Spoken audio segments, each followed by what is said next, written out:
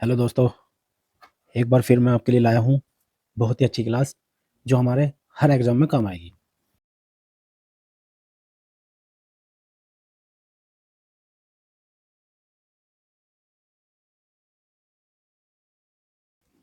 Ten important question लेके आया हूँ आपके लिए, बहुत ही अच्छे हैं। सवाल नंबर पहला, उसने एक श्रृंखला दी है।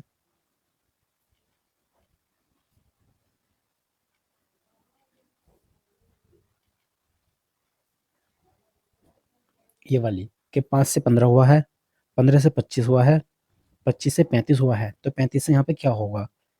तो दोस्तों ज़रा ध्यान से देखो, यहाँ से यहाँ तक जाने के लिए 10 ऐड करने पड़ रहे हैं। ऐसे ही यहाँ से यहाँ तक जाने के लिए भी 10 ऐड करने पड़ रहे हैं। ऐसे यहाँ से यहाँ तक जाने के लिए भी 10 ऐड करने पड़े। तो तुम भी इसमें 10 ऐड कर दो। जब 10 ऐड करेंगे तो ये हो जाएगा 45। क्वेश्चन नंबर 2 पे चलता हूँ। उसने कहा है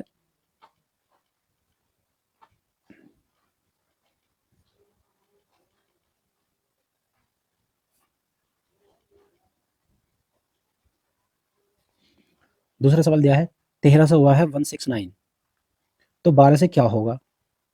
13 से 169 हुआ कैसे, पहले ये देख लो। तो अगर मैं ये कहूँ कि 13 का ही स्क्वायर 169 होता है, 13 का स्क्वायर 169 होता है, ऐसे ही 12 का स्क्वायर क्या होगा? तो 12 का स्क्वायर 144, 144 आंसर। क्वेश्चन नंबर 3 पाओ। उसने क्वेश्चन दिया है अल्फाबेट यानी ए टू जेड से बाएं से 13वां अक्षर व दाएं से 5वां अक्षर क्या होगा, उनका योग बताइए।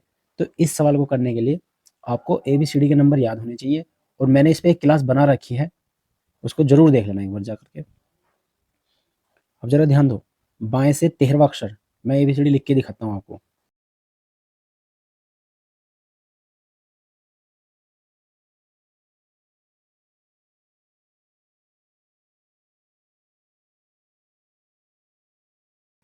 अब बाएं से 13वां अक्षर देखो, बाएं से 13वां अक्षर क्या होगा? तो 13वां अक्षर मेरा होता है एम। 1 2 3 4 5 6 7 8 9 10 11 12 13 एम। एम ले लिया। और फिर उसने कहा है दाएं से पांचवा, दाएं से पांचवा इधर चलो, 1 2 3 4 5 वी प्लस वी। और फिर पांचवा अक्षर क्या होगा, उनका योग बताइए, उनका योग बताना है। तो 13वें नंबर पे ये था, 5वें नंबर पे ये था, तो ये कितना होगा? 13 और 5 18, 18 आंसर। क्वेश्चन नंबर 4 पाओ। उसने ये सवाल दिया है PPM बराबर है 11 11 14, HHB क्या होगा? अब पहले ये देख लो कि PPM से ये 11 11 14 आया कैसे है। पी ABCD के अनुसार, अल्फाबेट के अनुसार 16 नंबर पर आता है, और 16 में से उसने कितने कम करूं कि 11 हो जाए? 5 कम कर दो, तभी तो 11 बनेगा। ठीक है, ऐसे ही उसने इसमें से, ये भी 16 नंबर पर आता है, 16 में से 5 कम कर दिए तो भी 11 हो गया। अब ये आता है कितने नंबर पे? 13 नंबर पे। ये वाला 13 पे आता है, 13। और यहाँ पे उसने सबसे बाद में लिखा है 14, यानी इसमें एक ऐड किया है। ध्यान रखना, ऊपर वाले दो में तो माइनस के 5 करने हैं आपको, ऊपर वाले दो में, शुरू वालों में माइनस के 5 करने हैं, और इसमें एक ऐड करना है।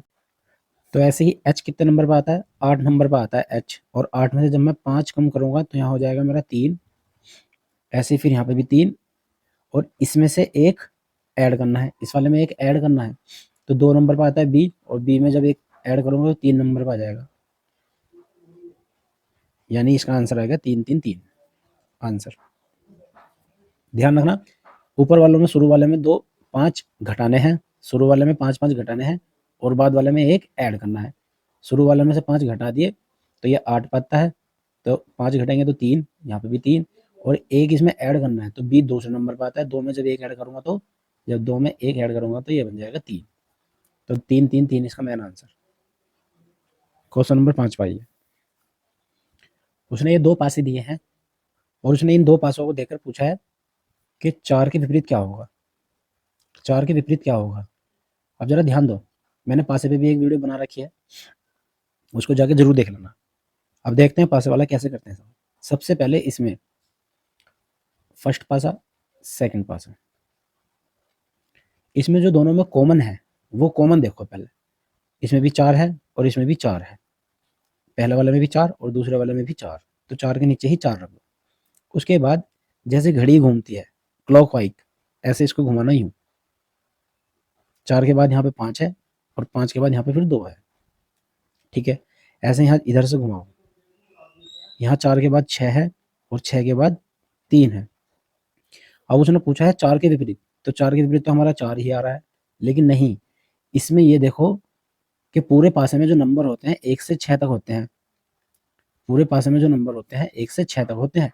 अब इसमें जौन सा नंबर नहीं है वो उसके विपरीत होगा। जैसे 2 भी है, 3 भी है, 4 भी है, 5 भी, 6 भी, लेकिन 1 नहीं है, तो इसके विपरीत यहाँ पे 1 ही होगा। 1 answer. Question number 6। Question number 6 दिया है उसने। ये एक संख्या दी है, इसमें इसने प्रत्येक विषम संख्या में 3 घटाना है आपको।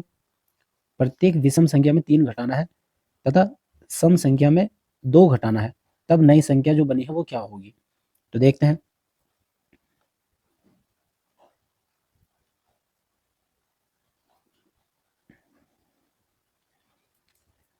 प्रत्येक विषम संख्या में से 3 घटाना है। ये विषम है, इसमें से 3 घटाओ तो ये बनेंगे मेरे 6। ये विषम है, इसमें से 3 घटाओ तो ये हो जाएगी 0। ये विषम है, इसमें से 3 घटाओ तो ये बचेंगी 4। ये विषम है, इसमें से भी 3 घटा दिया, ये बचेगा 2। अब ऐसे ही सम संख्या में 2 घटाना है। सम संख्या में से 2 घटाना है तो इसमें से 2 घटाओ, ये हो जाएगा 4। इसमें से 2 घटाओ, ये हो जाएगा 6। इसमें से 2 घटाओ, ये हो जाएगा 6। तो जो न्यू संख्या बनी है वो मेरी ये वाली है। आंसर। 7वां क्वेश्चन दिया उसने ये JAIL को उसने ये लिखा है 3 4 5 7। ARCS को लिखा है उसने 1 2 6 5। इसने ये लिखा है और पूछा क्या है कि A बराबर क्या होगा। केवल इतना पूछा कि A का मान क्या होगा यहाँ पे। तो दोस्तों ये सवाल बहुत ही सिंपल होते हैं, जरा ध्यान से देखो। यहाँ पे भी A है और यहाँ पे भी A है। यहाँ पे दोनों में A कॉमन है, तो ऐसे यहाँ पे भी कुछ ना कुछ कॉमन होगा जरूर, वही इसका आंसर होगा। जैसा यहाँ 5 तो यहाँ भी 5, तो ये बराबर 5 ही इसका आंसर।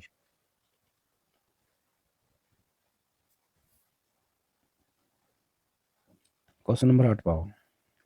8वां क्वेश्चन दिया है दोस्तों 2 6 3, इन सबको कुछ भी करके 33 बनाना है। 12 6 4, इसको कुछ भी करके 66 बनाना है। जोड़ना, घटाना, भाग करना, ऐसे ही इन तीनों से यहाँ पे क्या आएगा। अब पहले ये देख लो ये 33 आया कैसे यहाँ पे। अगर मैं इन तीनों को ऐड करता हूँ 6 + 2 + 3, तो ये मेरे बनते हैं 6 2 8, ये बनते हैं 11। और 11 की मल्टीप्लाई अगर 3 में करता हूँ तो 11 या 33 ही बनते हैं। ठीक है, ऐसे यहाँ पे देखते हैं हो रहा है क्या। 12 + 6 + 4, अगर इनको ऐड करता हूँ तो ये बन जाते हैं 12 और 4 10, और ये होगी 10 बीस 2 22। 22 की गुना अगर 3 से करता हूँ तो 22 या 66 बन जाते हैं। ये भी ठीक है, यानी इसमें भी ऐसे ही करना पड़ेगा। 3 7 और 8, इन तीनों को जोड़ दो। 10 और 8 18, और 18 की गुना अगर 3 में करता हूँ तो ये हो जाएगा मेरा 54 54। तो इसमें आंसर आ गया हमारा 54। उम्मीद करता हूँ दोस्तों ये सवाल आपको बहुत अच्छा लगा होगा। Question number 9। क्वेश्चन ये दिया है कि 3 को त्रिभुज बोलते हैं। ठीक है, जो 3 एंगल वाला होता है उसको त्रिभुज बोलते हैं, जैसे ये बना रखे हैं त्रिभुज। तो 5 वाला को क्या बोलेंगे। 3 का संबंध त्रिभुज से है, 3 कोण वाला त्रिभुज ही होता है। तो 5 वाला को क्या बोलते हैं, पंचभुज। पंचभुज आंसर, इसका आंसर पंचभुज है। Question number 10। दोस्तों उसने 10वां सवाल दिया है। एक ये संख्या भी दी है, इसमें कुछ चिन्ह भी हैं, कुछ संख्या भी है और कुछ चिन्ह भी हैं। तो उसने ये पूछा है ऐसे कितने प्रतीक, प्रतीक बोलते हैं उनको, ऐसे कितने प्रतीक हैं जिनसे पहले संख्या तथा बाद में भी संख्या है। तो इनको करने का बहुत ही आसान तरीका केवल एक ही है, वो है ये कि जो उसने पूछा पहले वो चीज लिखो। ऐसे कितने प्रतीक हैं, ये लिखा मैंने प्रतीक। ऐसे कितने प्रतीक हैं जिनसे पहले भी संख्या है और बाद में भी संख्या है। ठीक है, तो देख लो ऐसे कितने प्रतीक हैं जिनसे पहले भी संख्या है एक और बाद में भी एक संख्या होनी चाहिए। तो देखते हैं, देखो एक तो ये रहा, यहाँ पे यहाँ प्रतीक है तो इधर भी संख्या इधर भी संख्या। ठीक है, एक ये रहा, यहाँ पे यहाँ प्रतीक है, इधर भी संख्या इधर भी संख्या।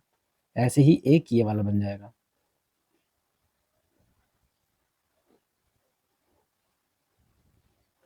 ऐसे ही एक ये वाला बन जाएगा। ऐसे ही एक ये वाला बन जाएगा और ऐसे ही एक सबसे लास्ट वाला बन जाएगा। तो ये मेरे हो गए टोटल 6 नंबर। दोस्तों उम्मीद करता हूँ ये क्लास, ये क्वेश्चन आपको बहुत अच्छे लगे होंगे। जो हमारे चैनल पर पहली बार आए हैं प्लीज़ हमारे चैनल को सब्सक्राइब करें। धन्यवाद।